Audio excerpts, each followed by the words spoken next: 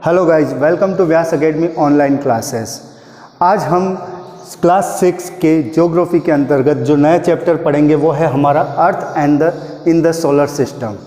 अर्थ जिसे हम पृथ्वी के नाम से जानते हैं और ये हमारा एक प्लेनेट है। प्लेनेट जिसे ग्रह कह सकते हो और ये हमारे एक सौर मंडल का एक प्रमुख सदस्य भी माना जाता है।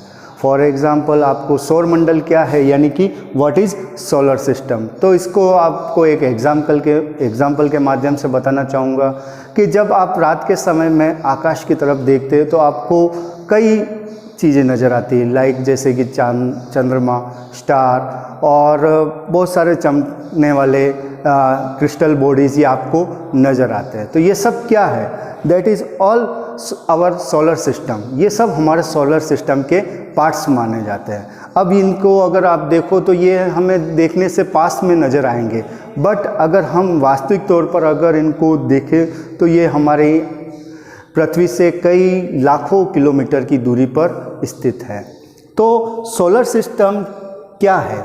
तो सोलर सिस्टम हमारा जो गैलेक्सी है और गैलेक्सी के अंदर आप देख सकते हो कि कई तारे या कई स्टार मिलकर गैलेक्सीज का निर्माण करते हैं और लाखों गैलेक्सी मिलकर यूनिवर्स का निर्माण करते हैं। तो इस प्रकार से हमारा जो सोलर सिस्टम है वो आकाशगंगा या मिल्की वे गैलेक्सी का एक हिस्सा माना जाता है। हमारे सोलर सिस्टम के अंदर बहुत सारे सदस्य हैं जिसे हम parts of the solar system के नाम से भी जानते हैं। यहाँ पर देख सकते हैं मैंने यहाँ पर कुछ सदस्यों के नाम लिखे हैं, कुछ पार्ट्स ऑफ नाम लिखे हैं जो हमारे सोलर सिस्टम को बनाते हैं, जिसमें सबसे महत्वपूर्ण सदस्य जो हेड ऑफ फैमिली के नाम से भी जाना जाता है, दैट आर सन।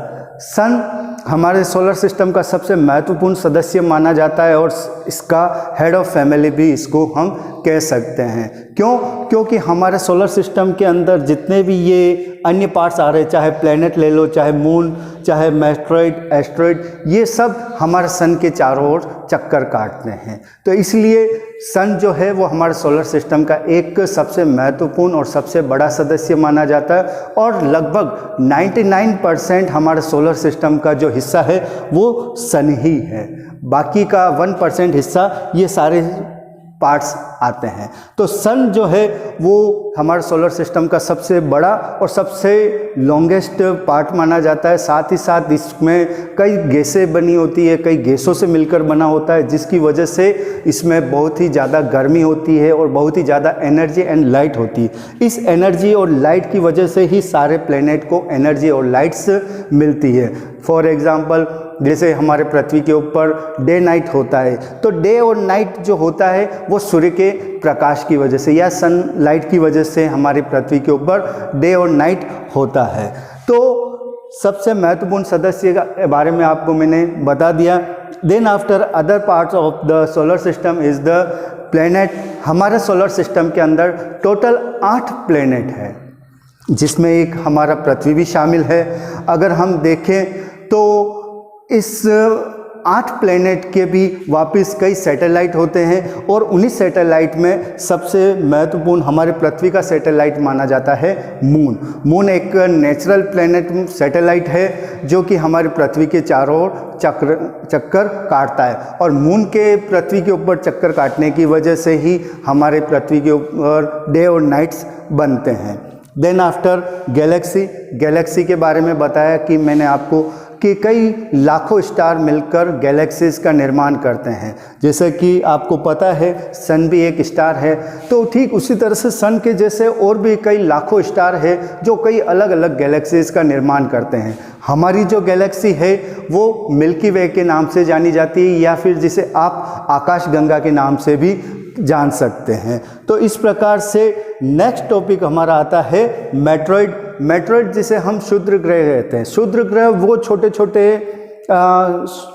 पिंड होते हैं, खगोलीय पिंड या जिसको आप क्रिस्टल बॉडीज़ के नाम से जान सकते हो, जो कि कई अदर प्लेनेट से आपस में टकराकर या उनके जो अवशेष होते हैं या टुकड़े होते हैं उनसे ये क्षुद्र ग्रह बनते हैं और ये किसी जगह पर मतलब एक ही जगह पर ये अपने उस ग्रह के या उस प्लेनेट के चारों ओर चक्कर काटते हैं और कई बार ऐसा भी होता है कि ये उस जगह से भटक कर कई दूसरी जगह पर भी जाते हैं, जो आकाश में उड़ने वाले आप छोटी छोटी चट्टानें जिसे आप देख सकते हो, वो सब क्षुद्र ग्रह के अंतर्गत आती हैं। और यही क्षुद्र ग्रह आगे एस्ट्रॉइड के रूप में जाने जाते हैं, जब ये अपनी कक्षा से भटक कर दूसरी जगह पर चले जाते हैं और किसी अपने गुरुत्वाकर्षण से कोई अन्य प्लेनेट इनको अपनी तरफ खींचता है, तो ये उल्कापिंड के रूप में जाने जाते हैं।